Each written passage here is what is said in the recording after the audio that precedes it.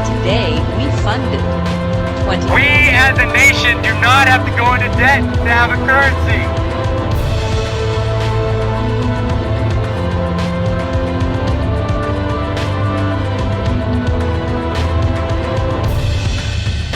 Ready? Okay. Check it out, people. Remember last week I told you guys about that term I wanted you guys to look up, collectivism? I learned it from him because I took the day off work. Like I told you guys, I take a lot of days off work to report the news to you guys. And I knew he was coming to speak at Fresno State, so I wanted to do my research on him. And when I learned about that phrase collectivism, that's when I shared it with you. So I asked this gentleman from the kindness of his heart to explain collectivism to you guys. So coming from the horse's mouth. Thank you very much. I really appreciate it. Okay, So can you just tell the people about collectivism? Okay, very good.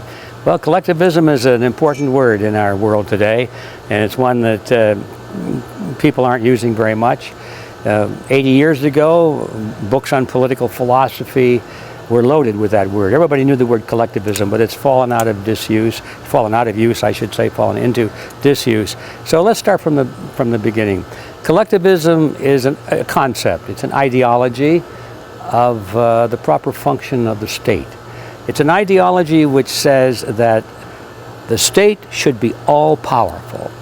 It's all power to do everything. It's the organizer of society. It's the creator of all that's good. It's the solver of all problems. And that people should be subordinate to the state. So it's the concept of big, powerful government and small people who are supposed to serve the interests of the state. And it's got another quality to it. The quality is that the people are supposed to love it. They're supposed to like it because they believe that that arrangement is best for society. Yeah. Because it's the greater good for the greater number. If people do not have individual will, they're not troublemakers. We hear a lot about being a good team player and all that sort of thing. Yeah, yeah. And we're sort of programmed this way in our society. I told you guys that. Yeah, we're programmed to be team players. And so, well, he's too much of an individualist. He doesn't go along with the group. He's a little strange, all of that sort of thing. And so we've been conditioned to think that to go along with the group and serve the group, the best interests of the group, is good for a society. Well, it turns out that there are a lot of problems with that.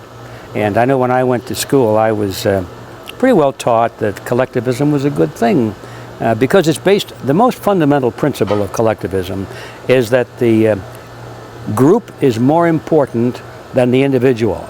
Yeah. And that the individual must be sacrificed, if necessary, for the greater good of the greater number. Right? Now, you think about that for a minute, it sounds good, but absolutely all of the great atrocities of the modern age, all of the aggressive wars that have been started, all of the genocides that are committed, all of the great crimes against humanity, the leaders of those crimes say, well, we did it because it was in the best interest of society, or the best interest of the state. And too bad about having to sacrifice those few people, but it was really in the long run for the good of all. And that is such a terrible concept, you see.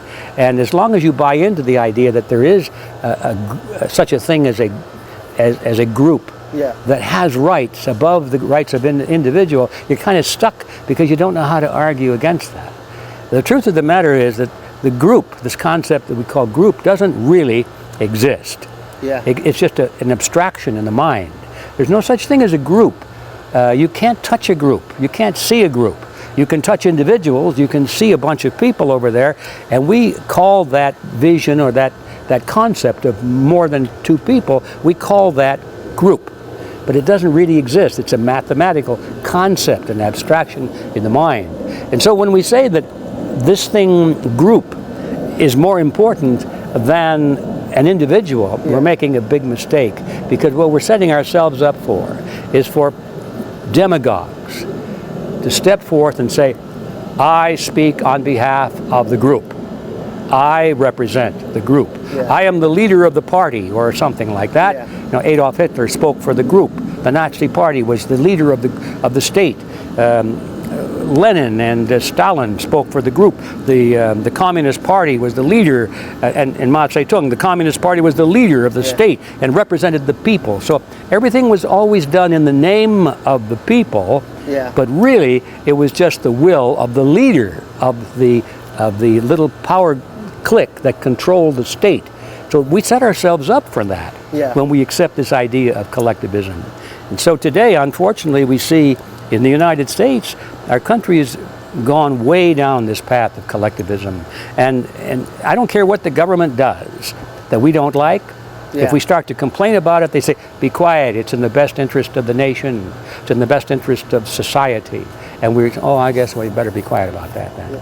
So that's my complaint, that collectivism is not in the best interest of the individual. And as a matter of fact, when you really think about it, what is best for the group, this concept, is to preserve the rights and dignity of the individual. Yeah. That is what's really best for the greater good of the greater number. Yeah. One thing I thought was really interesting is that one thing that you said in the video that I watched about you, that one thing the Republicans and Democrats both share is that collectivist mindset. Oh yes, there's no question about it that the political system in America, divided between Republican Party and Democrat Party, is the same as almost in every other country in the Western world. We have the two major parties, and they battle with each other over relatively minor issues, but it sure seems like a big battle going on. Yeah. Big battle. But when you look at what the really important issues are, they're in total agreement. Yeah. And this is sort of not by accident. They know that what they need to do is, well, let me back up again. There is a book written by a former professor at Georgetown University. His name is Carroll Quigley. And I told you guys that. yeah, well, it's an important book. It's a big, thick book and kind of boring reading, but it's loaded with important history. And Carroll Quigley is important for a couple of reasons. First of all, he was Clinton's mentor when Clinton went to school, and so Clinton got along very fine with Quigley, and I think it was Quigley that got Clinton appointed to the Rhodes Scholarship. Yeah. Because the reason Quigley is important, and the reason I'm mentioning it, is he wrote this book called Tragedy and Hope. I told you. And Quigley was considered to be the historian of one of the most amazing real-life conspiracies the world has ever seen. Yeah. It doesn't have a name. I mean, you talk about a conspiracy. These people decided originally, we're not going to have a name, guys, because if you have a name, people can talk about you. Yeah. So they never really had a name, and even Quigley himself refers to it as the group, and sometimes, the Quigley group. I mean, not the Quigley, I got it wrong again, but the Rhodesian group, because this secret society was created by Cecil Rhodes on his deathbed. One of the wealthiest men of all time, as you probably know. He was the Chancellor of South Africa, had personal possession of most of the diamond mines there, and a lot of the gold mines, fabulous wealth, and very powerful in British politics. But when he died, he left all of his wealth, not to his family or to his heirs, but to create a secret society.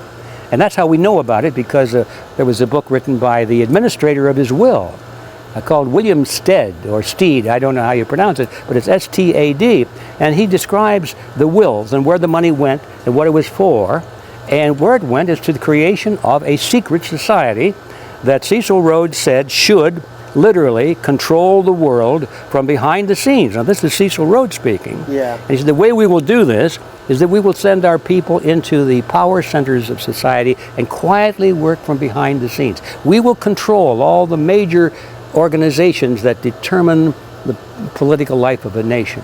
We will control, he said, the political parties, we will control the newspapers, the media centers, we will control the labor unions, we will control education, that was very important, but we will do it quietly. Nobody will even know we're doing it, and we will meet secretly. This is now part of the public record, and Quigley wrote about this in this book. And the reason I mention that, there's much more to say on it than this, but Quigley comes to the point where he says, so how do we control the world? And he was identifying with them. He was part of that group, really.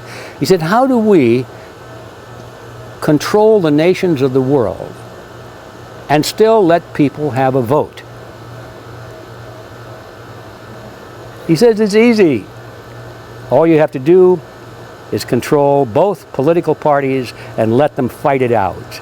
And no matter which way they go, we still are in control. And that's why we keep going down the same road. Well, that was what Quigley said. He said that's how it has been done in American politics. He didn't talk about other countries, but he was very specific about the American politics. He said that as long as the major topics and major principles and issues do not change, you can have all the fighting going on that you wish on secondary issues. So when you look at the major issues in American politics today, I would say probably at the top of the list would be two. The one is the continuing of America as a nation. Yeah. Its sovereignty. Is it going to continue as a nation, or is it going to be gradually absorbed into what those people like to call the New World Order, Yeah. which is a globalist system based on the model of collectivism? We're back to that word again. Back to the word. They know definitely what they want. And that was one issue. And the other issue is, what is America going to have as a monetary system? Is it going to be a sound monetary system based on gold or silver, or is it going to be fiat money that can just be created out of nothing? Is its value going to go down? Is it going to go broke? Is it, so forth. Two major issues for the survival of America. Yeah. Neither of those issues will ever be discussed by the Republican or the Democrat Party. That is absolutely taboo because the leaders of both parties agree on those issues. They agree that America must be dissolved as a sovereign nation. They agree that it must continue with with fiat money, and it must continue under the Federal Reserve System, and that is how they're going to finance this collectivist empire. Yeah. So we're back to the question: is there a difference between the political parties? And the answer is very little.